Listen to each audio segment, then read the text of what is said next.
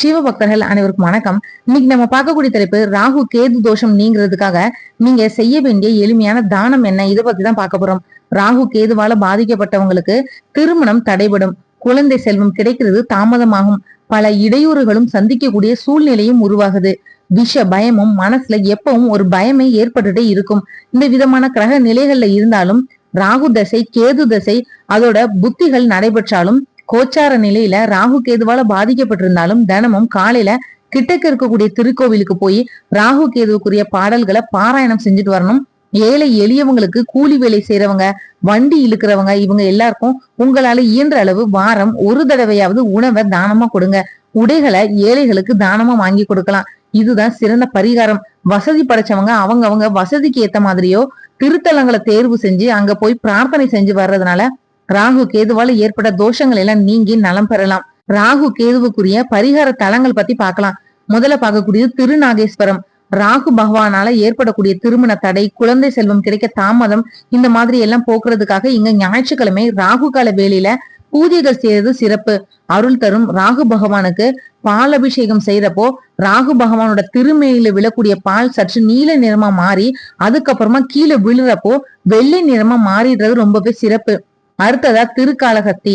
இங்க தோஷம் இருக்கிறவங்க பரிகாரம் செய்யறப்போ அதுக்குரிய ஸ்லோகங்களை அவங்களே சொல்லும்படி செய்யறாங்க. அது தாங்களே தோஷ பரிகாரம் செய்யறதுக்கு ஒப்பானதா இந்த வழிபாடு சிறந்து விளங்குது.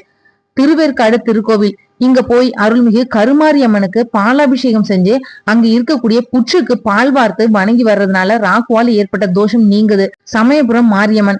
இங்க போய் மாரியம்மனை வேண்டி பிரார்த்தனை செஞ்சு வழிபட்டு வந்தா ராகுவால் ஏற்பட்ட தோஷம் நீங்கும். பெரிய பாளையத்தம்மன் கோவில். இங்க வேப்பிலை ஆடை அணிந்து வலம் வந்து பிரார்த்தனை செஞ்சு வந்தா ராகு தோஷம் நீங்கும். ஒவ்வொரு ஊர்லயும் இருக்கக்கூடிய மாரியம்மன் இல்லைன்னா காளி கோவிலுக்கு போய் ராகு கால வேலையில செவ்வாய் வெள்ளிக்கிழமையில எலுமிச்சம்பழம் விளக்கேற்றி அம்மனுக்குரிய பாடல்களை பாடி மனதார பிரார்த்தனை செஞ்சு வர்றதுனால ராகுவால ஏற்பட்ட தோஷம்ன்றது நீங்கும். பிள்ளையார்பட்டி கற்பக விநாயகர் திருக்கோவில். சதுர்த்தியில விரதம் இருந்து மனதார பிரார்த்தனை செஞ்சு ஏழை எளியவங்களுக்கு அன்னதானம் செஞ்சு வர்றதுனால கேது பகவானால ஏற்பட்ட தோஷம்ன்றது நீங்குது. அரசு வேம்பு வழிபாடு அடுத்ததா பார்க்கக்கூடியது.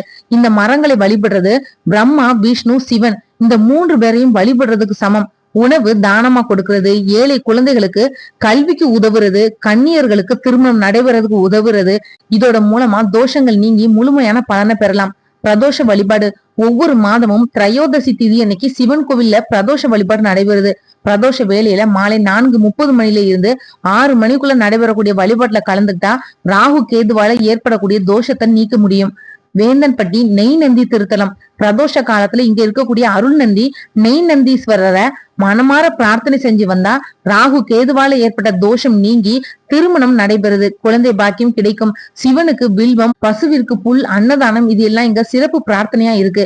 ராமேஸ்வரம். இங்க இருக்கக்கூடிய கடல்ல தீர்த்தம் ஆடினதுக்கு அப்புறமா திருக்கோவிலை சுற்றி இருக்கக்கூடிய 22 தீர்த்தங்கள்ல நீராடி சிவபெருமான மனதார பிரார்த்தனை செஞ்சு தான தர்மங்கள் செஞ்சு வர்றதுனால பல தோஷங்கள் நீங்கி உடல் நலமும் குழந்தை செல்வமும் பெறலாம். இந்த வீடியோ உங்களுக்கு பிடிச்சிருந்தா மத்தவங்களுக்கு ஷேர் பண்ணி விடுங்க. நாளைக்கு மற்றும் ஒரு நல்ல தலைப்புல நான் உங்களை சந்திக்கிறேன். நன்றி. ஆன்மீக தேடல்ல நீங்களும் தேடலாம் உங்களோட இஷ்ட தெய்வத்தை பற்றி. முதல் தடவை நம்ம சேனலை பார்க்குறவங்களா இருந்தீங்கன்னா சப்ஸ்கிரைப் பண்ணி பெல் ஐக்கான ஆன்னு கிளிக் பண்ணிடுங்க. அப்பதான் நான் போடுற பதிவு உடனடியாக நோட்டிஃபிகேஷனாக உங்ககிட்ட வரும்.